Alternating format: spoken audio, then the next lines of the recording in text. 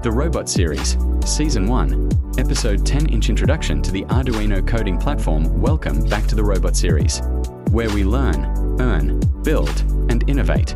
And in today's episode, the grand finale of Season 1, we are stepping into the world of Arduino coding.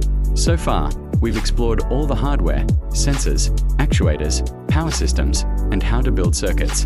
Now, it's time to give our hardware brain, and that brain is the Arduino IDE, or the Arduino Integrated Development Environment.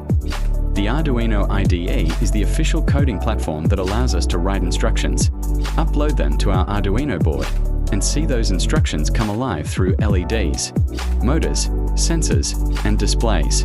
You can download it for free from the official website, arduino.cc. Once installed, you'll see a simple workspace made up of a code editor, toolbar, and message console.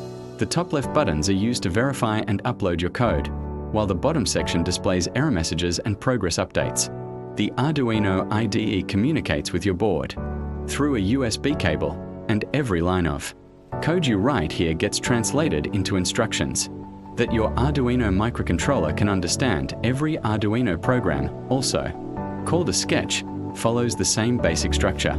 It consists of two main functions, void setup and void loop. The void setup function runs only once when the board is powered on or reset. It's where you set the mode of your pins and initialize features like serial communication. For example, if you want pin 13 to control an LED, you'll write pinMode 13 output.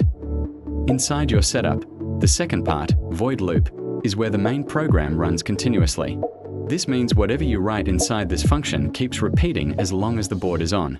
For instance, you can use digitalWrite 13 high, delay 1000, digitalWrite 13 low, delay 1000. To make an LED blink on and off every second, the keyword delay pauses the program for a specific time measured in milliseconds. 1000 milliseconds equal 1 second. Now let's talk about some important terminology and basic functions that every Arduino programmer should know. The term pinMode tells the board whether a pin will act as an input or output. Inputs are used to read data from sensors or switches, while output sends signals to actuators like LEDs or motors. Then we have digital write and digital read, which handle digital pins. Digital signals have only two states, high, which means 5 volts or ON, and low, which means 0 volts or OFF.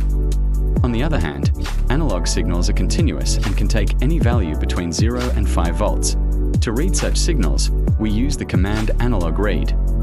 And to generate variable voltage output for dimming LEDs or controlling motor speed, we use analog write.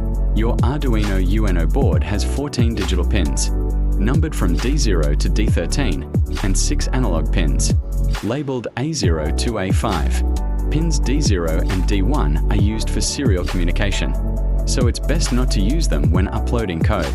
Pin 13 is special. It's connected to the AN board LED that you can control directly with your code.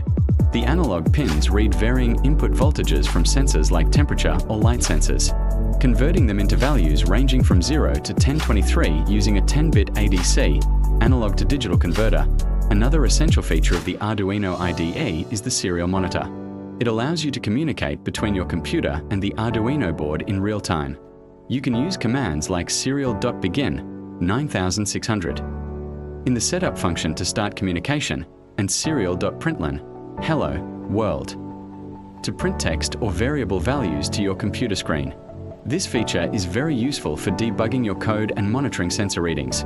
When you press the upload button in the IDE, the program first goes through a process called compiling, where it converts your human-readable code into machine language that the Arduino's microcontroller, typically an 8MEGA328P, can understand. Then it sends this compiled program through the USB port to the board, where it's stored in flash memory and executed line by line. Now, let's understand variables and data types. Variables are placeholders that store data such as numbers, text, or states. For instance, int ledpin equals 13 declares a variable named ledpin and assigns it the value 13. The keyword int stands for integer, meaning whole numbers. There are also other types like float for decimals, char for characters, and boolean for true or false values. Variables make your code flexible and organized, allowing you to reuse pin numbers or data values easily. Coding in Arduino also involves using comments, which help explain your code without affecting how it runs. You can add single-line comments using // or multi-line comments between asterisk and asterisk. This is good practice, especially when sharing your projects with others or revisiting your code later to bring all of this together. Let's walk through a simple program example. The Blink Sketch, your first Arduino code. When you upload this program to your Arduino UNO, the LED connected to pin 13 will blink every second. Congratulations! That's your very first step into the world of embedded programming. As you advance, you'll start using libraries, pre-written sets of code that make it easy to interact with complex components like sensors, displays, or Wi-Fi modules.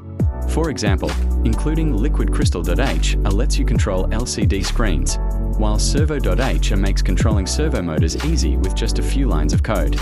And that brings us to the end of Season 1 of the Robot series. We've learned how to work with sensors, actuators, power systems, and displays, and now you've taken your first step into coding and controlling the Arduino board. In Season 2, we'll move deeper into practical applications, building real robotic systems, automation projects, and IoT devices. If you found this episode helpful, make sure to like, comment, share, and subscribe to the Robot series on YouTube. Together, we'll keep learning, building, earning, and innovating.